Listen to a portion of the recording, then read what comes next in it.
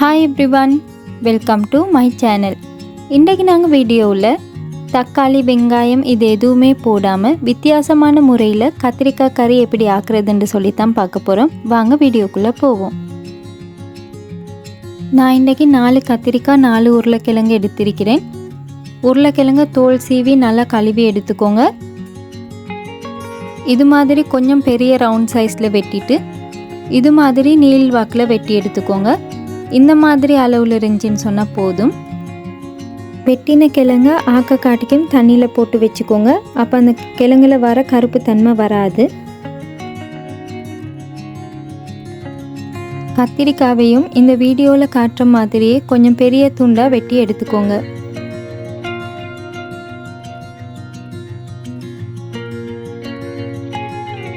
இப்போ நாங்கள் ஒரு ஃப்ரெஷ் மசாலா பவுடர் அரைச்சிக்கிடுவோம். அதுக்கு 1 டீஸ்பூன் சீரகம், 1 டீஸ்பூன் பெருஞ்சீரகம், 2 டீஸ்பூன் கொத்தமல்லி, இது எல்லாத்தையும் நல்லா வறுத்துக்கோங்க.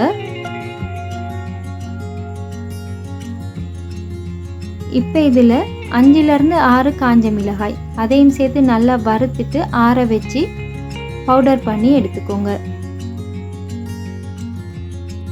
இப்போ ஒரு பேனில் 2 டேபிள் ஸ்பூன் எண்ணெய் சேர்த்துக்கோங்க. அதில் கொஞ்சமாக மஞ்சள் தூள், 1 கொத்து கருவேப்பிலையில், 2 காஞ்ச கொச்சிக்காய், 5லேருந்து 6 வெள்ளைப்பூடை இடித்து இது மாதிரி சேர்த்து வெள்ளைப்பூடோட பச்சை வாசம் போக்காட்டிக்கும் நல்லா வதக்கிக்கோங்க. வெட்டி வச்சிருக்கிற உருளைக்கிழங்கு எல்லாத்தையும் சேர்த்து வதக்கிக்கோங்க. உருளைக்கிழங்கு பாதி அளவுக்கு வெந்து வந்த பிறகு வெட்டி வச்சிருக்கிற எல்லா கத்திரிக்காவையும் சேர்த்துட்டு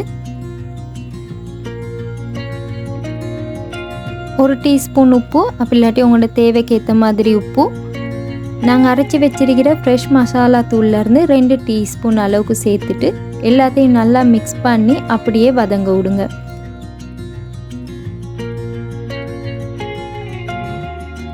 மூடி போட்டு வைக்க வேணும்னு சொல்லி இல்லை, ஏண்டா கத்திரிக்காய் டக்குண்டு வெந்துடும். இந்த மாதிரி அளவில் நல்லா வதங்கி வந்த பிறகு மேலால் கொஞ்சமாக கொத்தமல்லி இலை சேர்த்துக்கோங்க. அப்போ இன்னுமே நல்ல வாசமாக இருக்கும். எந்த நாளும் ஒரே மாதிரி கறியெல்லாம் ஆக்காமல் எப்போயாவது ஒரு நாளைக்கு இது மாதிரி கொஞ்சம் வித்தியாசமாக ஆக்க போக்கல அதுவுமே நல்லா தான் இருக்கும். நீங்களும் வீட்டில் இது மாதிரி ட்ரை பண்ணி பாருங்கள்.